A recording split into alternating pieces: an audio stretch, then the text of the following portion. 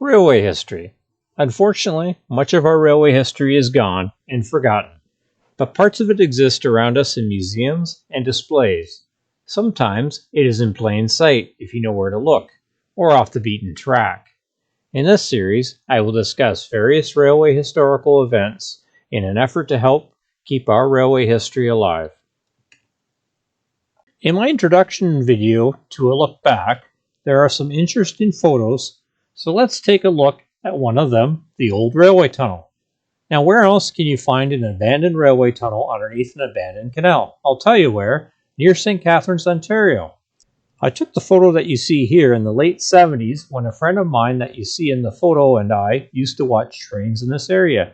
Today, the tunnel looks a lot different, as you can see here. My daughter is in the picture, and she looks a little scared. I think I might have told her about the ghost story, maybe. My bad. The structure of the tunnel has been reinforced and mostly blocked off due to the potential of it collapsing. Construction began on the tunnel in 1875 by the Great Western Railway. The tunnel was completed in 1876 and opened to traffic in 1881. The Great Western Railway was merged with the Grand Trunk Railway in 1882, which in turn became part of the Canadian National Railways in 1923 due to its going bankrupt. The tunnel is located between locks 18 and 19 of the now abandoned 3rd Welland Canal and was built using limestone from nearby Queenston.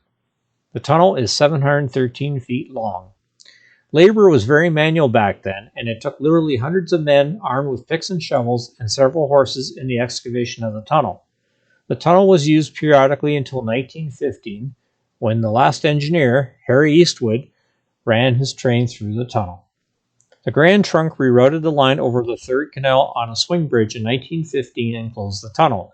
The swing bridge opened to allow ship traffic on the canal. After the railway had abandoned the tunnel, it was used on occasion by local farmers to transport cattle or as safe passage from the weather. Several fatal accidents occurred during the construction and on the railway itself once the tunnel was in use. In 1875, a 14-year-old boy was killed when he was crushed under a large rock.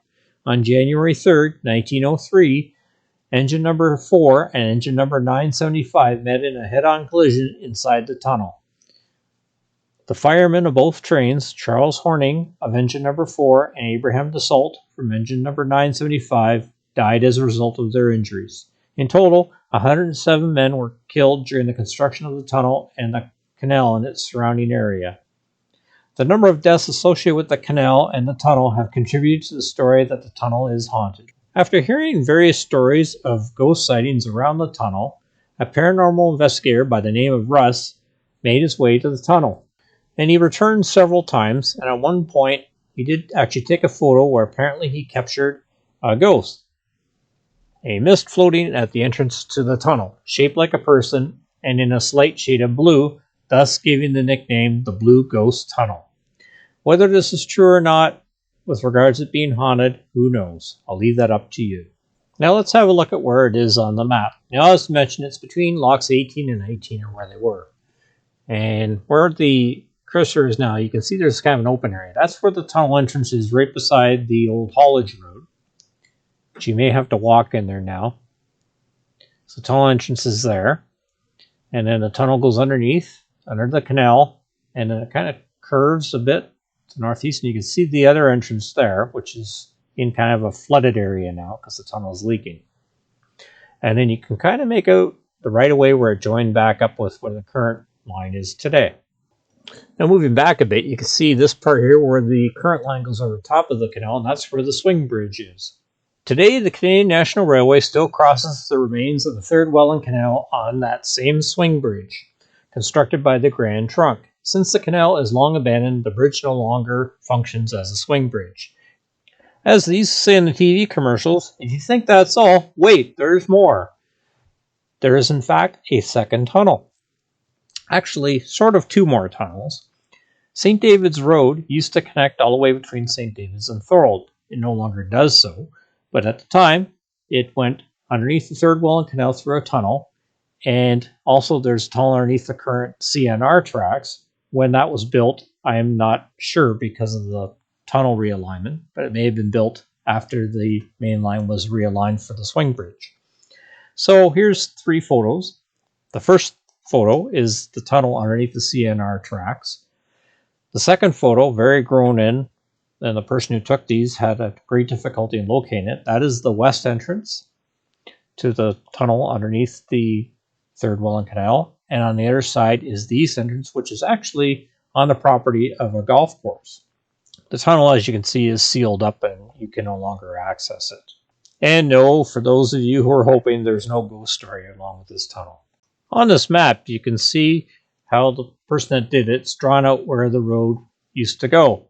Going underneath the CNR tracks on the left and kind of going in sort of a northeasterly direction underneath the canal and out the other side. So now let's take a look on Google Maps.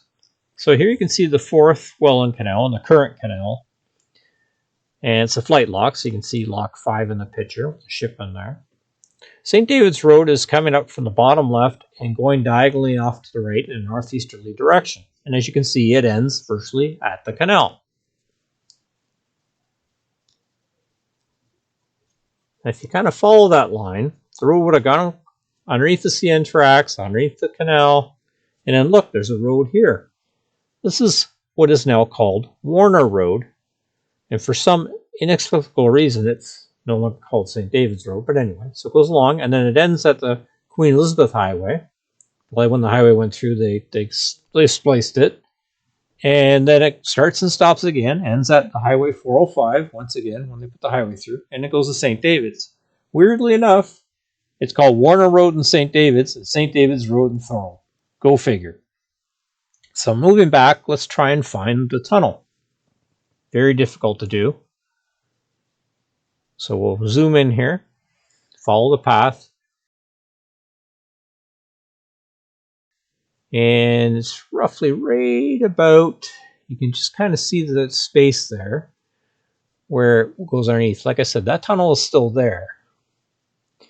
Very hard to find, but basically it should be right in that area there. You can kind of see a pathway through there. Okay, sorry for the jiggly picture. And the road would have continued long plowed iron. That's the General Motors Plant 2 property. It would have probably gone through part of what that is now. And you can see the golf course there on the right. And then that's roughly where the tunnel would have gone through. Right there. So like I said, very difficult to find.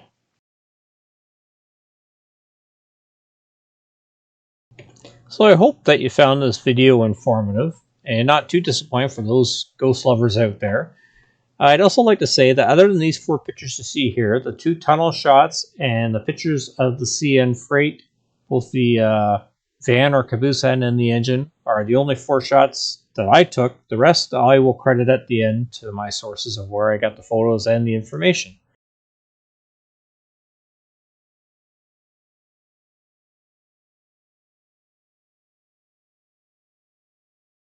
Thank you for watching an episode on railway history.